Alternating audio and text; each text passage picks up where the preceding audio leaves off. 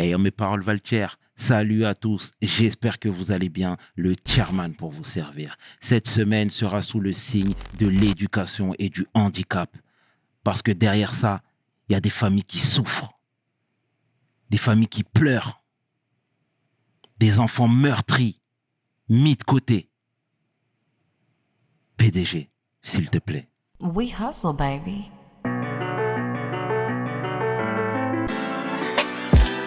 Le chairman. We hustle, baby. Le chairman. We hustle, baby. Le chairman. De retour sur WeSL et aujourd'hui, je suis vraiment heureux de recevoir la femme que l'on nomme Mona. Take a seat. Salut Mona. Salut, Comment merci tu de me vas? recevoir. Ça va. Tu vas bien? Ouais, ça Merci d'avoir accepté l'invitation, d'avoir fait le déplacement. Il était important pour nous de te recevoir la femme que tu es. Tu véhicules énormément de messages, tu nous sensibilises sur pas mal de causes. Merci. Et pour ça, déjà, je te dis merci Mona. Merci. Est-ce que tu peux te présenter s'il te plaît pour celles et ceux qui ne te connaissent pas? Ouais, alors je suis Mona, je suis maman de deux merveilleuses petites filles, dont l'aînée qui est en situation de handicap, qui est atteinte d'une maladie génétique rare. Et dans la vie, je suis décoratrice d'intérieur et créatrice de contenu. Très bien, c'est excellent, c'est excellent. Alors avant de parler de ta lutte, je voudrais que tu nous retraces un petit peu ta vie. D'où tu viens? Alors moi, je suis iranienne. Ok. D'une maman kurde et d'un papa de Téhéran. Et ma mère est arrivée avec moi quand j'avais 1 an en France. Et j'ai vécu ensuite toute ma vie ici. J'ai fait mes études ici, donc j'ai fait une école de commerce à Paris. Et ensuite, j'étais passionnée de déco, donc je me suis lancée dans la décoration d'intérieur en autodidacte. Et ça fait une dizaine d'années maintenant que je fais ça. Et puis, il y a 2 ans, par la force des choses, en fait, et le pouvoir des réseaux sociaux, je suis également devenue créatrice de contenu. Et j'ai rencontré donc mon conjoint il y a 11 ans maintenant, qui lui est franco-ivoirien. Et voilà, et on travaille ensemble dans la vie. Et en plus, on est ensemble dans le privé. C'est magnifique, c'est magnifique. Maman, depuis combien de temps? Depuis 7 ans. 7 ans pour la première, et la deuxième, elle a 2 ans. D'accord. Panthéa. Panthéa, c'est ça. D'accord. Et du coup, moi, je veux que tu nous parles justement comment tu as découvert son handicap, comment ça s'est passé. Je veux que tu nous sensibilises vraiment sur cette cause-là qui n'est pas facile. Dis-nous tout, s'il te plaît. Alors, je pense que le plus difficile déjà, c'est que c'était un premier enfant. Donc, c'est vrai que tomber dans la maternité avec le handicap, c'est assez violent à vivre. Moi, je m'en suis rendu compte très rapidement. Elle devait avoir 8-10 mois quand j'ai réalisé qu'elle faisait pas la même chose que les autres. Elle prenait pas la cuillère, elle arrivait pas à s'asseoir, elle arrivait pas à tourner. Elle avait des gestes, donc c'est ce qu'on appelle des flapping, par exemple. C'est le fait de bouger les mains très vite comme ça. Enfin, il y avait plein de petites choses qui me faisaient dire qu'il y avait quelque chose qui n'allait pas. Et donc, j'en parlais beaucoup au pédiatre. Et d'ailleurs, c'est quelque chose que je dis assez souvent, mais une fois, sa pédiatre a dit à Cadio, donc mon conjoint, ça doit vraiment être dur d'avoir une femme hystérique comme ça. Laissez-la grandir, laissez-lui le temps, et j'arrêtais pas de dire, s'il vous plaît, un bilan, essayez de trouver ce qu'elle a, je suis sûre qu'il y a quelque chose. Ça ne s'est pas fait. Jusqu'à ce qu'elle ait 18 mois. Et j'étais seule avec elle à la maison. Et d'un coup, je vois la bouche de ma fille bloquée sur le côté, comme si elle faisait un AVC, en fait. Et au début, je me dis, c'est une grimace. C'est pas une grimace. Donc, je m'approche. Et là, j'essaye de fermer sa bouche et je me rends compte que c'est bloqué. Donc, pour la faire très court, on finit aux urgences. Les urgences, panique totale. Ils nous envoient à Necker, où elle est hospitalisée. Necker ne comprend pas ce qu'elle a. Ils vont lui faire subir des horreurs là-bas. Ensuite, on va demander de l'aide à l'hôpital Robert Debré, qui botte en touche aussi parce qu'ils nous disent on n'a jamais vu ça, on ne sait pas ce qu'elle a. Donc, le tout pour le tout, ça dure 2 mois, où ma fille a la mâchoire ouverte, impossible de lui fermer. Et moi, je dis souvent aux gens, ouvrez la bouche pendant 30 secondes et regardez la douleur que ça va provoquer à votre mâchoire. Imaginez que vous restiez dans cette position pendant 1 mois et demi. À 1 an et demi. Et finalement, on est admis à l'hôpital Trousseau. Et en fait, à Trousseau, là, on est tout de suite pris en charge par une équipe qui est très bienveillante, puisque pour la première fois de ma vie, on m'écoute. Donc quand je leur dis, elle fait pas ça comme les autres, elle n'accepte pas la cuillère, je me rends compte qu'elle tremble beaucoup parce que ma fille, elle arrêtait pas de trembler. Je l'appelais Sarkozy quand elle était petite parce que elle avait toujours ces petits mouvements de tête comme ça. Et là, ils commencent à prendre vraiment les choses au sérieux. Ils nous disent, oui, effectivement, tout ce que vous nous dites, c'est quand même pas anodin, donc voilà. Mais ils ne comprendront jamais pourquoi sa mâchoire est restée bloquée. Un beau jour, elle se referme. Ils font plusieurs essais en lui donnant plusieurs médicaments pour voir si ça va marcher. Finalement, ça passe. Après beaucoup de combats. Et c'est là où, en fait, tout commence. C'est-à-dire que d'un coup, on nous parle du CAMS, on ne savait pas ce que c'est. Donc, c'est des centres qui prennent en charge les enfants très jeunes, avec des psychomotriciens, des psychologues, des orthophonistes qui font des bilans. Bien évidemment, on se rend compte dès le début qu'il y a un vrai problème en France, puisque moi, quand j'appelle ce CAMS en question, on m'annonce tout de suite 6 à 9 mois de délai. Donc moi, je peux pas attendre parce que pour moi, on m'a déjà fait perdre 1 an alors que ça fait 1 an que je dis que ma fille a un problème. Je sais qu'il faut qu'elle soit prise en charge rapidement parce que plus une prise en charge est précoce et plus on a de chance pour que l'enfant fasse des progrès. Donc là, on est quand même face à une enfant qui ne marche pas, qui ne s'assoit pas toute seule, qui tient à peine debout. Voilà. Donc là, les médecins commencent à nous dire, écoutez, préparez-vous au fait qu'il est fort probable qu'elle ne marche jamais. Qu'elle ait du mal à se nourrir seule un jour, qu'elle ne parlera peut-être jamais. On ne sait pas ce qu'elle a pour le moment, mais on va chercher. Très vite, on me pose un diagnostic d'autisme. Donc on me dit, votre fille, elle est autiste. Et moi, je balaye ça d'un revers de main en leur disant, c'est pas de l'autisme. Peut-être qu'elle a des traits autistiques, mais il y a quelque chose derrière. Moi, je veux un bilan neuro, je veux un bilan génétique, je veux qu'on continue à chercher. Qu'est-ce qui dictait ces paroles-là? C'est l'instinct maternel? L'instinct maternel et le savoir, c'est-à-dire que, pas que j'ai la science infuse, mais en fait, j'arrêtais pas de me documenter. Et elle avait des problèmes psychomoteurs, donc c'était pas juste un trouble cognitif, c'était pas juste des troubles du comportement, c'était plus profond que ça. Je me disais, elle tremble littéralement, elle a des faiblesses musculaires, elle a quand même pas mal de choses et ça correspond pas à de l'autisme. Donc pour moi, c'était évident qu'il fallait aller chercher plus loin. Et finalement, donc on entreprend une longue recherche génétique avec une généticienne extraordinaire qui ne lâche pas l'affaire. Quand les premiers résultats ne donnent rien, elle dit on va continuer, on va chercher, on finira par trouver. Et moi, je fais tout en libéral. Ça veut dire que je prends la décision de ne pas attendre après l'État, puisque je comprends très vite que malheureusement, si vous n'avez pas les moyens de faire les choses dans le privé, vous êtes handicapé, puisqu'il faut attendre 6, 9 mois, parfois 1 an pour une prise en charge gratuite de l'État. Donc, je prends un kiné 2 fois par semaine, on prend une psychomotricienne, on prend une éducatrice spécialisée, donc c'est des gens qui sont formés à différentes méthodes pour aider les enfants qui souffrent, par exemple, de troubles autistiques ou d'autres troubles cognitifs, pour les aider à se connecter à notre monde à nous, à communiquer, parce qu'en fait, rien n'est inné chez elle, il faut tout lui apprendre. Même des réflexes, elle en avait pas. Si vous la poussiez par terre, elle allait se cogner, elle allait pas mettre les mains. Donc même ce genre de geste, il a fallu lui apprendre. Et donc, la première fois qu'on voit le kiné, je lui dis, est-ce que ma fille va marcher un jour? Et il me regarde comme ça, il est un peu gêné, et il me dit, écoutez, on fera tout pour, mais vraiment, je peux rien vous promettre. Mais on n'a pas lâché. Et son papa, il était sûr de lui, il m'a dit, ma fille, elle va marcher, tu verras, à 2 ans, elle marchera. Et donc, on a commencé à travailler beaucoup avec elle. Et finalement, à 2 ans et demi, elle a marché. Donc, c'était miraculeux, parce que voir son enfant faire ses premiers pas après tant de luttes et de souffrances, aujourd'hui, ma fille, elle court, elle saute, elle fait du trampoline. Alors oui, elle doit se battre continuellement contre son propre corps, puisqu'elle a des faiblesses musculaires, elle a encore des tremblements. Donc, ce qui est très facile pour un autre enfant est très compliqué pour elle. Mais on s'est toujours dit qu'il fallait qu'elle ait une vie comme les autres. Donc, on l'a quand même emmenée au ski.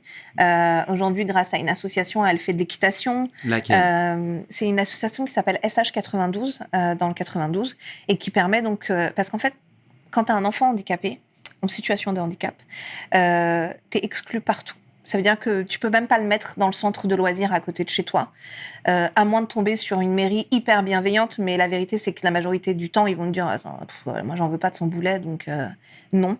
Les activités extrascolaires, genre mettre ton fils au foot, au basket, à la danse, c'est même pas envisageable parce que c'est trop de responsabilités pour eux, c'est ingérable. Il faut du personnel qualifié, donc ils préfèrent dire non.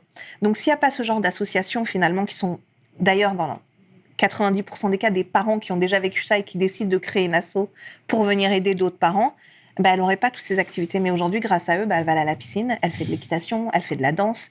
Grâce à une autre association qui s'appelle Du Fun pour tous, elle a accès à un centre de loisirs. Donc, eux, ils ont leur classe à eux, gérée par des éducateurs spécialisés dans une école comme une autre.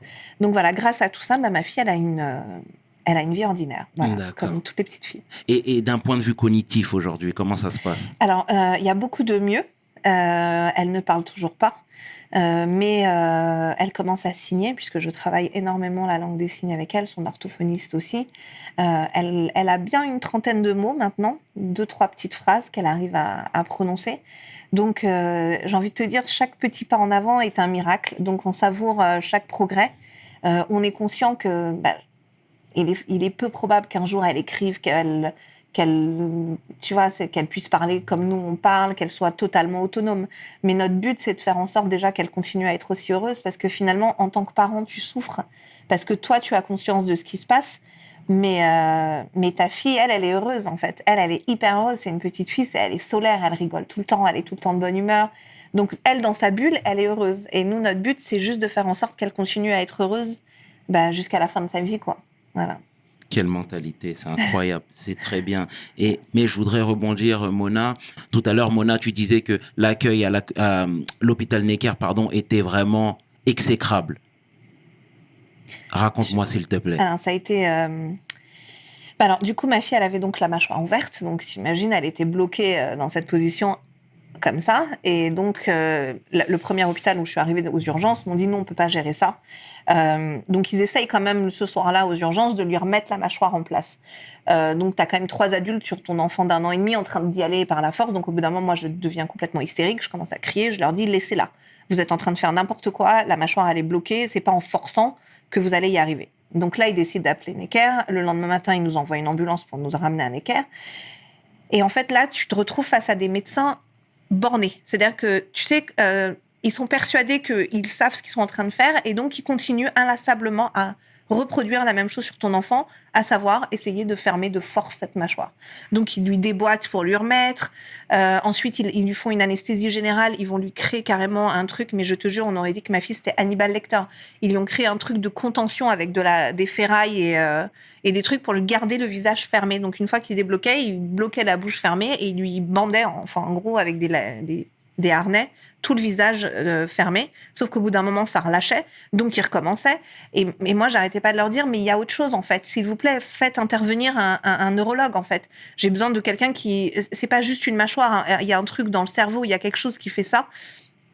Et bien évidemment, tu es face à des gens qui te prennent de haut, qui te disent parce que vous êtes médecin, vous, parce que vous savez ce que... Enfin... Mais tu veux pas lâcher en tant que parent, parce qu'en fait, tu as une enfant qui est en souffrance. Et surtout, on était arrivé à un stade où, tu sais, on te dit toujours, si ton enfant perd plus de 10% de son poids, il y a urgence vitale. Donc, ma fille, elle avait perdu 20%. Et j'arrêtais pas de leur dire, elle ne se nourrit plus, elle ne boit plus, elle est déshydratée. En fait, tu vois ton enfant périr devant toi, et tu es face à des médecins qui sont... ORL et facio, je sais plus comment on dit, stomato-facio, enfin, en gros, qui s'occupent du visage, et voilà. Et toi, t'insistes parce que tu leur dis, s'il vous plaît, faites un conseil, faites venir d'autres médecins. Je pense qu'on n'est pas dans la bonne direction. Et donc, systématiquement, ils nous renvoyaient chez nous. Et donc, il y avait une particularité à ma fille, c'est que quand elle s'endormait, la mâchoire se fermait. Et dès qu'elle ouvrait les yeux, hop, ça se rebloquait ouvert. Donc, on n'arrêtait pas de leur dire, mais si c'était la mâchoire qui est déboîtée, elle va pas se refermer quand elle dort. Mais il continuait. Je lui dis, mais monsieur, si je me pète la clavicule demain, c'est pas parce que je dors que ma clavicule, elle va se remettre et qu'elle va se redéboîter à mon réveil. Non, elle est tout le temps déboîtée, en fait. Donc, ils ont continué, et j'ai dit à Cadio, je lui ai dit, bébé, il faut qu'on aille voir un autre hôpital, parce que à la fin, je suis restée dans la voiture, je lui ai dit, va à Necker, tu leur dis, c'est pour refaire encore la même chose, je ne descends pas de la voiture avec Panthéa. Et... bien évidemment, ils lui ont dit c'est tout ce qui est prévu. Et donc, il leur a dit mais pourquoi vous ne faites pas venir un neurologue ? C'est compliqué, il faut envoyer un courrier, soyez patient, il y a des délais de 6 à 8 mois d'attente. Toi, tu as ta fille qui est en train de littéralement crever devant tes yeux, et eux, ils te disent non mais attendez 6-8 mois. Donc là, on va voir l'hôpital de Bray. Donc là, déjà, c'est déjà mieux. C'est-à-dire qu'ils commencent à faire des radios partout. C'est horrible, la pauvre. Ils lui ont passé des tuyaux pour aller voir s'il n'y avait pas un truc dans la gorge, dans le nez, machin. Mais ils comprennent pas. Mais ils nous disent quand même quelque chose. Ils nous disent qu'à son âge, la mâchoire, l'angle droit que tu as ici, n'est pas encore formé chez un enfant. Donc, scientifiquement, elle ne pouvait même pas se déboîter la mâchoire.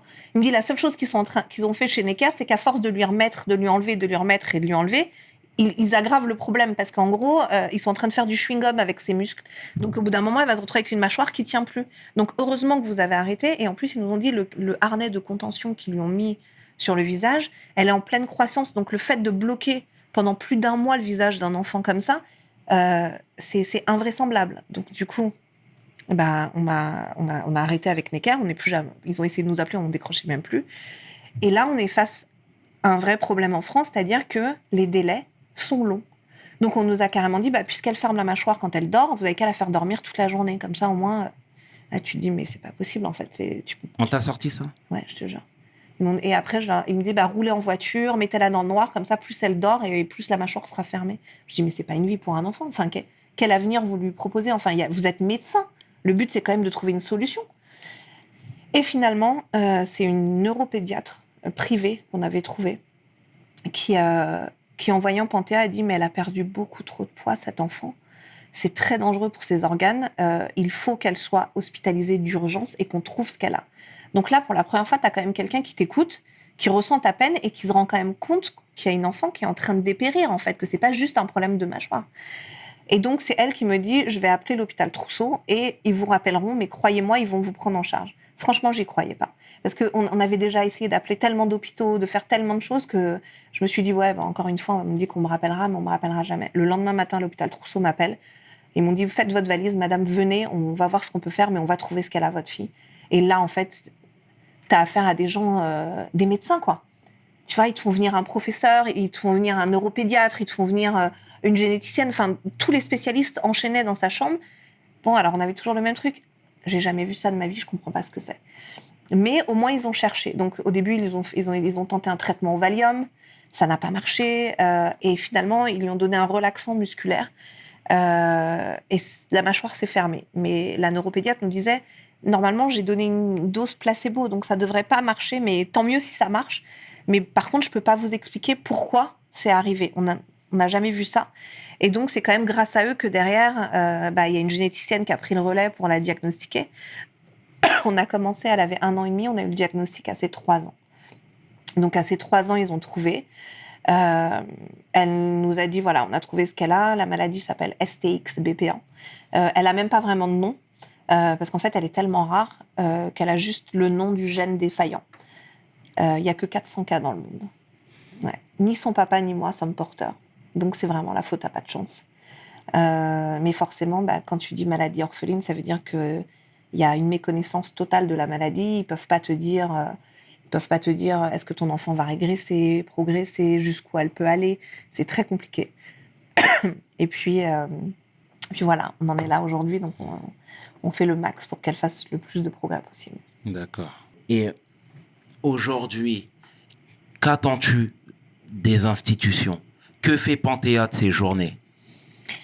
Aujourd'hui, Panthéa ne fait pas grand-chose de ces journées parce que jusqu'à l'année dernière, elle était prise en charge, donc dans une classe spécifique qu'on appelle UEMA. Donc en gros, c'est ça, c'est Unité d'enseignement maternel autisme. Donc c'est des classes réservées aux enfants autistes. Bien que ma fille ne soit pas diagnostiquée, mais comme beaucoup de ces troubles correspondent, les méthodes qui marchent sur les enfants autistes marchent très bien sur elle aussi. Donc elle était dans une unité comme celle-ci, qui est donc une classe gérée par du médico-social, donc des éducateurs spécialisés, psychomotriciennes, psychologues, mais en inclusion dans une école ordinaire. Sauf que forcément c'est une maternelle, donc aujourd'hui elle a 7 ans. Elle était trop âgée pour y rester. Et là, elle n'a plus rien, parce qu'en fait, Panthéa, elle devrait soit continuer en UA, donc c'est la même chose mais en primaire, soit aller dans un IME. Donc les IME, c'est des instituts médico-éducatifs. Aujourd'hui, en France, on est sur 2 à 5 ans d'attente pour une place en IME. Les UA, je t'en parle même pas, parce que le gouvernement, quand il crée 100 maternelles, ils en créent 10 pour la primaire. Donc c'est-à-dire que déjà, eux-mêmes, quand ils créent les maternelles, ils savent qu'il y a tout ça d'enfants derrière qui n'auront pas de solution. Je vais même pas peser mes mots, en fait, parce que en tant que maman très, très en colère, je pense qu'il faut dire les choses telles qu'elles sont. Moi, ma fille, elle va 12 heures par semaine à la maternelle. 3 heures le matin seulement. Je me suis battue 9 mois pour ça. 9 mois pour 3 heures le matin. C'est même pas adapté. elle le vit pas bien, parce que c'est pas une classe pour elle, parce que son AESH, malgré toute la bonne volonté du monde, elle n'est pas formée. Tu peux pas prendre une AESH et te dire qu'elle va avoir les mêmes compétences qu'un éducateur spécialisé qui, lui, a fait 2, 3, 4 ans d'études pour s'occuper d'un enfant en situation de handicap et pour l'aider. Donc, quand ma fille, elle a une crise, elle sait pas quoi faire. Elle n'arrive pas à la faire tenir assise plus de 5 minutes sur une table. Donc, c'est de la garderie. Pour moi, c'est de la garderie. Et pourquoi c'est de la garderie ? Parce que l'État part du principe que nos enfants sont foutus pour foutus, qu'il n'y a aucune chance qu'ils fassent des progrès, qu'il n'y a aucune chance qu'un jour ils s'insèrent dans la société.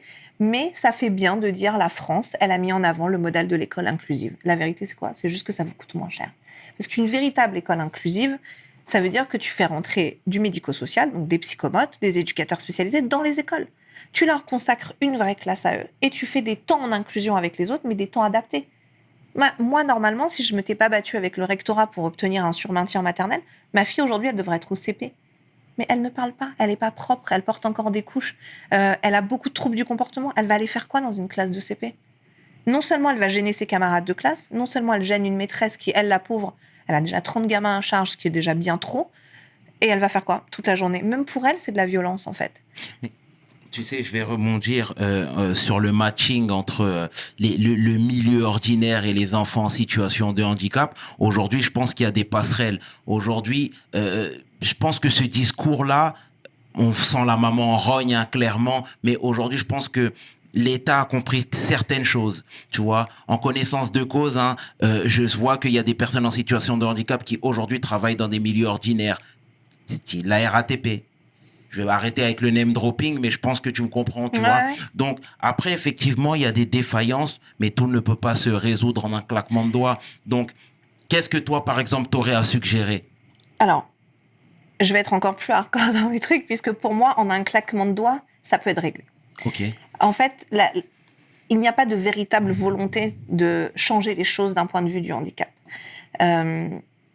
C'est tellement faisable que Macron, en 2017, quand il était dans le débat d'entre-deux tours contre Marine Le Pen, il s'est engagé à ce qu'il y ait 0 enfant en situation de handicap sans solution. Il avait budgétisé son truc, il savait que c'était réalisable. Sauf qu'une fois au pouvoir, il ne s'est rien passé pendant 5 ans. Oui, il y a eu énormément d'améliorations dans le budget qui a été alloué au handicap. Absolument. Pour embaucher des AESH, mais dans le fond, tous les professionnels du monde du handicap sont unanimes là-dessus. Une AESH ne suffit pas dans la plupart des handicaps. Pour un handicap léger, pour un enfant qui a besoin d'un soutien, je ne sais pas, qu'on lui ouvre son cartable, qu'on dévisse le truc, des troubles cognitifs légers où il a juste besoin de quelqu'un qui l'aide à se concentrer, qui l'accompagne, oui, c'est génial une AESH. Mais pour des vrais handicaps lourds, c'est une aberration. Sauf que je te dis, ça coûte moins cher. Ça coûte beaucoup moins cher à l'État et ça fait baisser les stats. Là, par exemple, je me suis battue. Ma fille, elle va 3h le matin à la maternelle. Ça n'a aucun intérêt pour elle, mais elle sort des stats. Elle fait partie de ceux qui sont scolarisés. Donc, voilà. Donc, tu peux faire de super campagnes de pub. Moi, j'ai été hyper loin. La première fois, avec les vidéos que j'avais fait sur Instagram, j'ai été voir la ministre de l'époque, Sophie Cluzel, pour lui parler. Malheureusement, on était à 2 mois des élections, donc elle a pas eu le temps de faire grand-chose. Sophie Cluzel, c'est quelqu'un qui était hyper engagée dans le handicap, parce qu'elle-même, elle a une fille qui est trisomique 21. Toute sa vie de maman, elle s'était battue en créant des associations pour offrir des choses qui n'existaient pas à sa fille. Donc, on avait quand même quelqu'un au ministère qui était concerné, qui savait de quoi elle parlait, et qui aurait pu agir. Et je pense réellement que si Emmanuel Macron avait mis le budget qu'il fallait à ce moment-là, comme il l'avait promis, Sophie Cluzel aurait résolu énormément de choses. Et maintenant, il a mis Madame Dariussec. Madame Dariussec, c'est quelqu'un qu'on a tagué plus de 3000 fois sur les réseaux sociaux. Plus de 3000 fois. Elle a désactivé le tag, elle a désactivé les commentaires, elle a tout fait pour faire comme si elle ne voyait pas. Là où Sophie Cluzel, elle te recevait en tant que parent, en te disant « Voilà ce que je compte faire, voilà ce que j'ai fait. J'entends que ce n'est pas assez rapide, mais faites-moi confiance, j'essaie de faire quelque chose. » Là, on a une ministre carrément qui ne répond plus, qui a décidé de ne pas nous voir. On a été manifestés. J'ai organisé une manif devant le ministère. On a fait tellement de bruit que finalement, la sécurité du ministère est venue nous voir en disant « On va vous accueillir à l'intérieur. » Elle n'était pas là. J'ai été accueillie par 2 personnes qui m'ont dit « Oui, le budget du handicap, c'est 5 milliards. » Je lui dis « Très bien, qu'allez-vous faire avec ces 5 milliards ?» Vous me dites que vous avez 5 milliards. Qu'allez-vous faire avec les 5 milliards ? Alors, on a une réunion en automne où on va voir à peu près ce qu'on va faire, les grands axes. Et puis après, on en a une autre au printemps. Et là, ça va encore plus se peaufiner. Mais au printemps, c'est déjà la fin de l'année scolaire. Donc, qu'est-ce que tu vas faire au printemps? Mais je comprends pas, tu as alloué un budget à une cause qui n'est pas des moindres, puisqu'on parle quand même de milliers d'enfants aujourd'hui en France qui sont chez eux et de parents qui ne peuvent pas travailler pour s'en occuper. Et tu me dis que toi, tu sais déjà que tu vas dépenser ça, mais tu sais pas trop comment et que tu le sauras qu'au printemps. Mais c'est pas possible, en fait. Et là, tu comprends à quel point le handicap, c'est pas important pour eux. À quel point tous ces enfants, c'est rien pour eux, finalement. Et j'ai fait plusieurs plateaux télé, plusieurs journalistes. Pas une seule fois, malgré toutes les invitations, quelqu'un du gouvernement s'est déplacé. Pas une seule fois, ils ont accepté de venir s'asseoir, répondre aux questions. Mais qu'est-ce qu'ils font à côté? D'énormes campagnes de communication. On n'a jamais vu une telle campagne de communication que cette année sur l'inclusion des enfants handicapés. Pourquoi? Parce que pour la première fois, tous les journalistes sont sur le coup. Il n'y a pas un journal qui ne parle pas de la défaillance de l'État vis-à-vis des enfants. Tu sais que c'est quand même une violation de la Constitution française. Ça veut dire que l'État viole la Constitution française jour après jour, dans le plus grand des calmes, et en te faisant croire qu'ils font le nécessaire pour ces enfants. Mais la vérité, c'est pas ça. Ils veulent même pas te donner de chiffres officiels. Tous les ans, les associations demandent, dites-nous combien officiellement il y a d'enfants non scolarisés. Du coup, c'est l'UNAPI, qui est une des plus grosses assos concernant le handicap, qui a mené son enquête et qui a sorti ces chiffres-là, pour te dire qu'il n'y a que 27% d'enfants handicapés aujourd'hui en France, qui vont à l'école plus de 12 heures. Donc, par exemple, ma fille qui va 12 heures, elle est déjà dedans. Donc, je ne sais même pas combien, parmi ces 27%, ils vont vraiment, tu vois. Mais à côté de ça, ils vont te faire croire que c'est hyper important, qu'en gros, c'est juste des belles paroles de campagne. Ça fait bien de dire qu'on s'occupe des handicapés, mais la réalité du terrain, c'est que nos enfants, ils sont totalement exclus de la société. Et d'un point de vue organisationnel avec ton mari, comment ça se passe? Comment ça s'articule? C'est dramatique parce que nous, on est entrepreneurs, donc on a notre société, notre boîte, on est notre propre patron. Si tu bosses pas, tu payes pas tes factures. Forcément. Tu vois. Sauf qu'aujourd'hui, qu'est-ce qu'on nous dit? On nous dit, votre fille, vous la déposez à 8h30, vous venez la chercher à 11h30. Tu fais quoi? J'ai même pas le temps. Regarde, rien que le rendez-vous qu'on s'est donné, qu'est-ce que je t'ai dit? Je peux que le mercredi parce qu'elle va dans l'association au centre de loisirs et qu'il faut que je la récupère à 13h30. Sinon, les autres jours, j'ai le temps de rien faire. Donc, du coup, moi, j'ai déjà arrêté à mi-temps l'année dernière. Là, je te jure, hier, j'ai posté sur Instagram, j'ai dit, mais mon Dieu, c'est génial parce que je passe du temps avec ma fille, mais quand est-ce que je vais pouvoir travailler? Je suis quelqu'un qui travaille tout le temps. J'adore bosser. On est entrepreneur, donc on adore se défoncer au boulot, on fait ça depuis des années. Ça fait 4 jours que j'ai pas travaillé. Je ne peux pas travailler parce que j'ai ma fille. Et ma fille, c'est pas n'importe quel enfant, tu vois. Ta fille, tu peux lui dire, tiens, de la pâte à modeler, joue. Donc elle va jouer pendant une demi-heure à la pâte à modeler. Tu peux la laisser avec des poupées et une dinette, puis elle va jouer 1 heure avec sa dinette. Donc ça te libère un peu de temps. Moi, ma fille, c'est H24 que je dois être à côté d'elle. Sinon, elle peut se mettre en danger. Elle n'est pas autonome, donc elle ne peut rien faire. Elle peut même pas servir un verre d'eau toute seule. Donc il faut tout le temps que je sois collée à elle. Et puis surtout, elle s'ennuie. Donc si elle s'ennuie, elle va crier. Elle peut se taper, elle peut se mordre elle-même. Donc je suis tout le temps obligée de la stimuler. Donc que ce soit moi ou Cadio, on est obligé de se relayer en permanence pour ne jamais la laisser seule. Donc en gros, ils nous ont enlevé notre vie professionnelle. Et surtout, on n'est pas des professionnels. Moi, je ne suis pas éducatrice spécialisée. Donc on s'est formés toutes ces années nous-mêmes. Cadio, aujourd'hui, je dis toujours, c'est le meilleur psychomotricien de la Terre. Il lui a appris des trucs, c'est incroyable, les progrès qu'elle fait avec lui. J'apprends la langue des signes pour l'aider. Elle a fait énormément de progrès aussi là-dessus. Mais c'est pas à nous de faire ça. Tu vois, c'est comme si on te disait, tu t'es pété le genou, il faut que tu ailles en rééduc, mais je vais pas te donner de kiné, donc tu vas regarder des vidéos YouTube, tu vas apprendre ce que font les kinés, et tu vas tu vois, c'est pas possible, en fait. Et aujourd'hui, on est totalement abandonnés. Et pourtant, je te dis, j'ai écrit à tout le monde. J'ai écrit à Brigitte Macron, j'ai écrit à l'ARS, j'ai écrit à tous les députés, aux sénateurs, j'ai fait une manif. On a une pétition, là, il y a déjà 35 000 signatures dessus. Mais ça ne bouge pas. Et ils t'écoutent pas. Et de toute façon, ils se disent, les parents d'enfants en situation de handicap, on est tellement épuisés déjà par le handicap, ils disent, ils finiront par lâcher l'affaire. Ils se fatigueront. Sauf que cette fois, je me fatiguerai pas. Tu as bien raison, Mona, de nous sensibiliser sur cette cause. Et tu sais, Mona, il y a quelques années, il y a énormément de familles françaises qui partaient s'expatrier en Belgique, notamment parce que les infrastructures étaient de meilleure qualité, étaient plus développées, répondaient encore mieux aux normes européennes et occidentales. Et aujourd'hui, toi, quel est le bilan que tu pourrais faire? Tu sais ce qu'a fait la France. Ils ont arrêté de financer les départs en Belgique. Ça veut dire que, tu vois, il y avait une époque où au moins ils avaient au moins la décence de se dire, on n'est pas capable, nos voisins font mieux, bah donc on va financer la prise en charge de ces enfants français dans des structures adaptées en Belgique, vu que nous, on ne le fait pas. Aujourd'hui, il faut en sorte de ne plus les financer. Voilà. Donc, non seulement ils ne font rien, mais en plus, les seuls parents qui arrivaient à faire quelque chose, alors la seule manière dont tu peux aujourd'hui bénéficier de ces prises en charge, c'est d'aller carrément habiter en Belgique. Donc, devenir totalement résident. Parce qu'il y a beaucoup de parents qui restaient frontaliers Exact. pour faire... Mais on parle quand même d'enfants parfois qui faisaient 2 heures le matin et 2 heures le soir de trajet. C'est terrible. C'est hallucinant, en fait.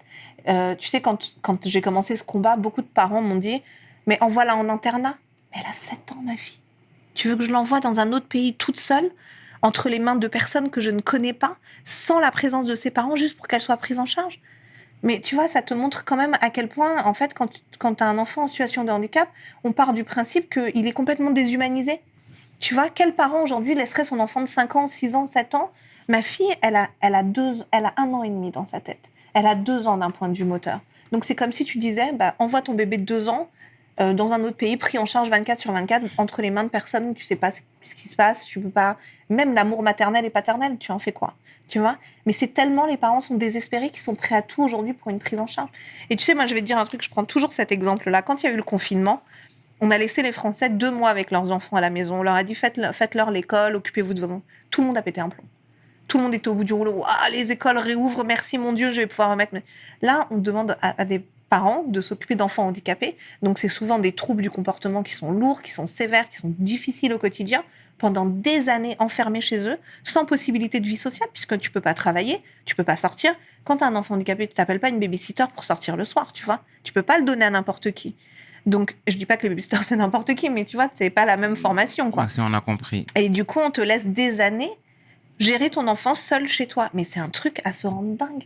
Donc, tu te retrouves avec des familles dans des situations de précarité et même de violence psychologique qui sont mais absolument honteuses. Et moi, je dis toujours, mais bordel, on est en France.